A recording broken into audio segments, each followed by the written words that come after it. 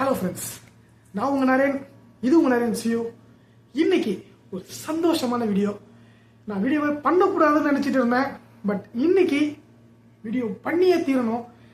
என்ன அப்படின்னா, கிட்டத்தட்ட 17 வருஷம் கழிச்சு ஐசிசி T20 வேர்ல்டு கப்பை இந்தியா ஜெயிச்சிருக்காங்க. வேற லெவல், ஒரு பயங்கரமான மேட்ச்னு சொல்லலாம். கடைசி ஓவர் வரைக்கும் ஈகரா கொண்டு போயிட்டு அதுக்கப்புறம் ஜெயிச்சாங்க பாருங்க. வேற லெவல். இந்த எல்லாரும் சொல்லுவாங்க, இந்த கிரிக்கெட்ன்றது சிங்கிள் மேன் கேம் கிடையாது, அது 11 பேரும் ஒன்னா விளையாடினாதான் ஜெயிக்க முடியும் அப்படின்னு சொல்லிட்டு 11 பேரோட அந்த அந்த கேம் பிளே இருக்கு தெரியுமா, வேற மாதிரி இருந்தது. ஒரே ஒருத்தர் சொதப்புனாங்க ஒரு பவுலிங் ஒரு ஓவர்ல, அதுக்கப்புறமேட்டு கொண்டு வந்தாங்க பாருங்க ஒரு பவுலிங்கையும்.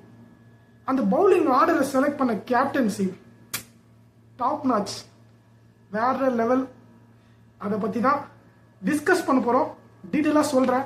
நான் எந்த அளவுக்கு எக்ஸைட் ஆனேன் ஒரு டைம்லயும், எந்த அளவுக்கு டென்ஷன் ஆனேன். ஒரு இடத்துல இந்தியா தோத்தே போயிடும்னு நானே கன்ஃபார்மே பண்ணிட்டேன். இதை பத்தி தான் இந்த வீடியோவில் பார்க்க போறோம். கடைசியா இந்த T20 வேர்ல்டு கப்ல நம்மளோட இந்தியன் பிளேயர்ஸ் என்னென்ன ரெக்கார்ட் பண்ணியிருக்காங்கன்னு சொல்லிட்டு பார்க்கலாம். வாங்க வீடியோவில் போகலாம். இது உங்க நரேன் சியூ, நான் உங்க Naren. Welcome to Naren see you.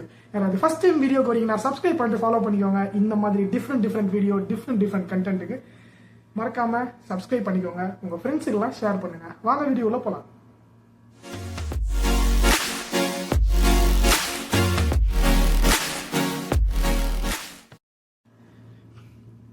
இந்த இந்தியா வர்சஸ் சவுத் ஆப்பிரிக்கா இப்பதான் நடந்து முடிஞ்சது. ஜூன் 29 நடந்து முடிஞ்ச கையோட உங்ககிட்ட ஷேர் பண்ணலாம், உங்களுக்காக வீடியோ பண்ணலாம்னு சொல்லிட்டு வந்துட்டேன். ஸோ இந்த match India first toss win பண்ணாங்க. இந்தியாவோட பேட்டிங் லைன் அப்ன்றது ஸ்டார்டிங்ல ரொம்பவுமே மோசமாக தான் இருந்ததுன்னு சொல்லணும். ஃபர்ஸ்ட் 3 விக்கெட் ரொம்பவுமே சீக்கிரமா போயிடுச்சு. பட் அதுக்கப்புறமேட்டு விராட் கோலியா இருக்கட்டும், அக்ஷர் பட்டேலா இருக்கட்டும், டுபேவா இருக்கட்டும், இவங்க அடிச்ச ரன்னை பொறுத்து இந்தியாவோட டீம் ரன் ஹைக்கு போச்சு. இதெல்லாம் விராட் கோலியை பத்தி அப்புறம் பேசலாம். இப்போ சின்னதா ஷார்ட்டா முடிச்சிடலாம். முதல்ல அப்படி முடிஞ்சது கடைசியா 175 அடிச்சு 176 டார்கெட்னு சொல்லிட்டு ஃபிக்ஸ் பண்ணாங்க. அதுக்கப்புறமேட்டு தான் சவுத் ஆப்பிரிக்கா உள்ள ஆட வந்தாங்க.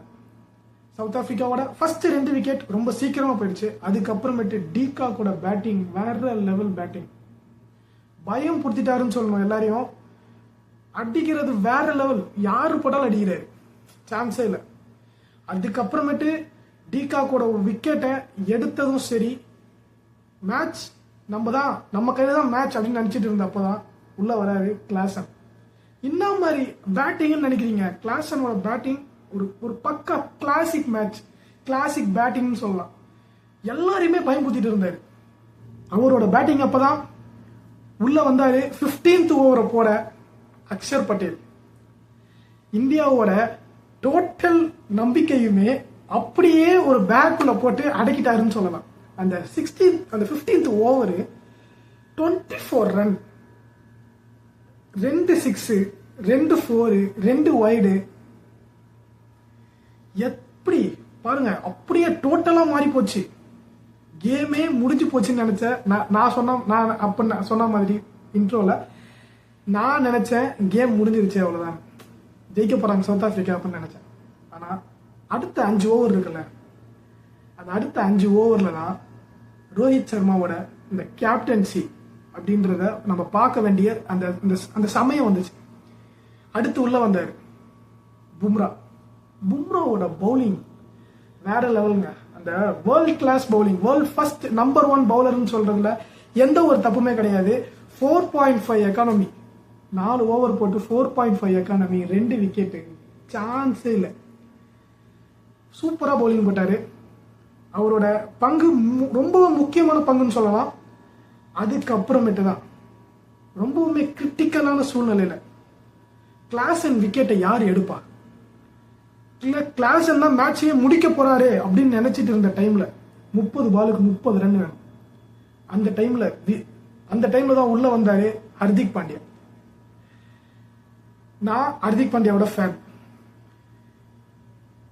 இந்த ஐபிஎல் டைம்ல ஹர்திக் பாண்டியாவை ரொம்பவுமே வச்சு செஞ்சாங்கன்னு சொல்லலாம். அவரோட ஆட்டிடியூட் தப்பான ஆட்டிடியூடா இருந்தது அந்த டைம்ல. பட் அவரோட கேம்ன்றது இன்னைக்கு ப்ரூவ் பண்ணியிருக்காரு. கிளாஸனோட விக்கெட்டை எப்போ விக்கெட் தேவையோ அந்த டைம்ல வந்து விக்கெட் எடுத்தார்ல, வேற லெவல், அல்டிமேட், சொல்லவே முடியாது. அவரோட அந்த ஓவருக்கு அப்புறமேட்டு வந்த ஹர்ஷதீப் சிங் ஓவர் சான்ஸே இல்லை. ரெண்டே ரன் கொடுத்துட்டு 4 டாட் பால் எடுத்துட்டு போய்கிட்டே இருந்துட்டாரு. அவ்வளவுதான் பண்ணிட்டார் அப்படின்னு சொல்லிட்டு போயிட்டே இருந்துட்டாரு. அதுலயும் அந்த 6th பால்ல அவன் மகாராஜ் வந்து ஆடுறாரு. அவரோட 6th பால ஆடும்போது ஒரு லைட்டாக தட்டினாரு. அந்த பால் மேல போற மாதிரி இருந்தது. எங்க ஃபீல்டர் கையில போடுமோ ரன் வந்துருமோன்னு சொல்லிட்டு எகிரி ஒரு ஃபீல்டிங் பண்ணாரு பாருங்க. அதெல்லாம் அல்டிமேட். அந்த டைம்ல பார்க்கும்போது ஒரு கூஸ் பம்பா இருந்தது. அதுக்கப்புறமேட்டு லாஸ்ட் ஓவர் போடுறதுக்கு யாருக்கிட்ட கொடுக்க போறாரு? கேப்டன்சினா கேப்டன்சி, அப்படி ஒரு கேப்டன்சி. நான் நினைச்சிட்டு இருந்தேன் ஒரே ஒரு ஓவர் போட்ட ஜடேஜா கிட்ட கொடுப்பாங்க ஓவர் அப்படின்னு நினைச்சிட்டு இருந்தேன். பட் 3rd ஓவரா ஹர்திக் பாண்டியா கொடுத்தாரு. ஹர்திக் பாண்டியா என்ன பண்ணிருப்பாரு? ஃபர்ஸ்ட் பாலே விக்கெட். யாராவது நினைப்பாங்களா? யாராவது நினைச்சாங்களா? ஆனா அந்த விக்கெட் இருக்குல்ல, அதுக்கு காரணம் சூரியகுமார் யாதவ். ஸ்கைன்ற பேரை வச்சு அவர் ஸ்கை ஷாட் மட்டும் இல்ல, அவரோட ஸ்கைக்கு போன பாலை கைக்கு பிடிச்சாருன்னு சொல்லலாம். என்ன மாதிரி ஒரு catch, ultimate catch, best catch of the match. வாய்ப்பே இல்லை. எல்லாரையும் சொல்லிட்டே இருக்கலாம். இந்த கேட்சை பிடிச்சாரு. ஹர்திக் பாண்டியா ஃபர்ஸ்ட் பாலே விக்கெட் எடுத்தாரு. அந்த ஃபர்ஸ்ட் ஓவர் அதுக்கப்புறமேட்டு தான் எனக்கு ஒரே ஒரு பயம் என்னன்னா, லாஸ்டா இருந்தது ரபாடா. பவுலர்ல இந்த ரபாடா இருக்காருல்ல, அவர் ரொம்பவுமே டேஞ்சரஸ் பேட்ஸ்மேன், ஒரு பக்கா பினிஷர்னு சொல்லணும். ஐபிஎல் எல்லாம் பாத்தீங்கன்னா அவரோட கடைசி ஓவர்ல அவரோட இன்டென்ஸ் பேட்டிங் இருக்குல்ல, வேற லெவல்ல இருக்கும். அவரை நினைச்சு பயந்துகிட்டே இருந்தேன். பட் அவர் விக்கெட்டையும் எடுத்தார். 3 விக்கெட். அவர் விக்கெட் எடுக்கிறதுக்கு முன்னாடி 4 போயிடுச்சு. எங்க அதுக்கப்புறமேட்டு கரெக்டா 3 பால்ல 10 ரன் தேவை. ஜெயிச்சிருவாங்களோன்னு அந்த டைம்ல படுத்துட்டு மேட்ச் பார்த்துட்டு இருந்தவன் எழுந்து உக்காந்து அடிச்சு ஒரு மாதிரி ஆயிடுச்சு. மேட்ச் பார்த்துட்டு இருந்த ஒருத்தவங்களும் இந்த வீடியோ பாக்குறீங்கன்னா உங்களுக்கு எப்படி இருந்ததுன்னு நீங்க சொல்லுங்க. எல்லாரும் என்ன மாதிரி தான் இருந்திருப்பீங்க. இன்னமும் சொல்லணும்னா அங்க உக்காந்து பார்த்துட்டு இருக்கவங்களாம் அழுகுறாங்க, அழுதுட்டாங்க, லிட்ரலி கிரையிங்னு சொல்லணும். சான்ஸே இல்லை, வேற லெவல். அதுக்கப்புறமேட்டு 4 அடிச்சு 4th பால்ல விக்கெட் விழுது, முடிஞ்சிருச்சு, அவ்வளவுதான். இன்னும் ஒரே ஒரு பால் முடிஞ்சா மேட்ச் முடிஞ்சிச்சு அப்படின்னு சொன்னா அந்த பாலோட தூக்கி சாப்பிட்டு போயிட்டாரு ஹர்திக் பாண்டியா. பாலை முடிச்சாரு.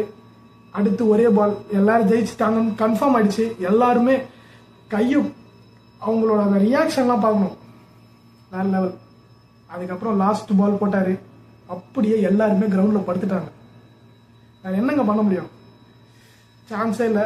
17 வருஷத்துக்கு அப்புறமேட்டு வேர்ல்டு கப் எடுத்தாரு.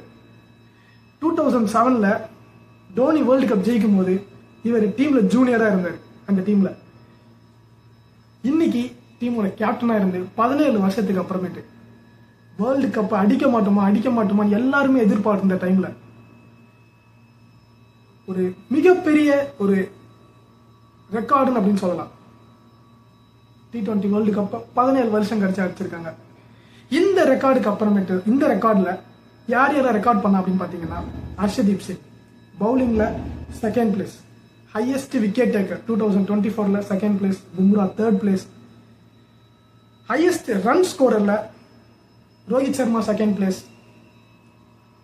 இதுல இன்னொன்னு முக்கியமா சொல்ல வேண்டியது என்னன்னா, எல்லாருமே பேசிட்டு இருந்தாங்க இது வரைக்குமே ஐபிஎல்ல எல்லா மேட்ச்லயுமே 2023ல ரொம்ப சூப்பரா ஆடிட்டு இருந்தாரு விராட் கோலி. அவரோட 2023 மேட்சஸ்ல அவரோட பார்ட்டிசிபேஷன் அப்படின்றது ரொம்பவுமே வேற லெவல்ல இருந்தது. பட் இந்த 2024ல என்னதான் இந்தியா ஒரு மேட்ச் கூட தோக்காம ஜெயிச்சுக்கிட்டே வந்தாலும் இவரோட அந்த பேட்டிங் அப்படின்றது ரொம்பவுமே சொற்ப ரன்கள்ல விக்கெட் வந்துட்டு இருந்தது. இவரோட டோட்டல் ரன்னே, இவங்களோட லீக்ல ஆடின டோட்டல் ரன்னே அவரோட 1 டே மேட்ச்ல அடிக்கிற ரன்னு தான். கிட்டத்தட்ட 2 டிஜிட் நம்பர்ல தான் இருந்தது டோட்டல் ஸ்கோரே. அப்படி இருக்கும்போது இந்த மேட்ச்ல ஹையஸ்ட் ரன் அடிச்சதே விராட் கோலி தான். தன்னை பத்தி ஒரு தப்பான வியூல வருதுன்னா அதை ப்ரூவ் பண்ணிட்டு போயிருக்காரு. எல்லாருமே சரி, விராட் கோலி ஹையஸ்ட் ரன் அடிச்சு டீமோட ஸ்கோரை ஏற்றி கொடுத்தாரு. பும்ரா பவுலிங் போட்டு வேற லெவல் பண்ணிட்டாரு 4.5 எக்கானமியில. ஹர்திக் பாண்டியோட பவுலிங் சொல்லவே தேவையில்ல, வேற லெவல். ஹர்ஷதீப் சிங் அதே மாதிரி 4.9 சம்திங் தான் எக்கானமி, வேற லெவல். ஆனா மறக்கவே முடியாது சூரியகுமார் யாதவோட கேட்ச். அந்த ஒரு கேட்ச் பிடிச்சதுதான் மேட்சோட மிகப்பெரிய டேர்னிங் பாயிண்ட். யாராலையும் மறக்க முடியாது.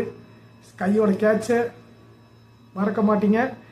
அந்த கேட்ச் பிடிக்கிற டைம்ல நீங்க என்ன பண்ணீங்க, நீங்க என்ன அந்த டைம்ல உங்களோட ரியாக்ஷன் எப்படி இருந்துச்சு ஷேர் பண்ணிக்கோங்க.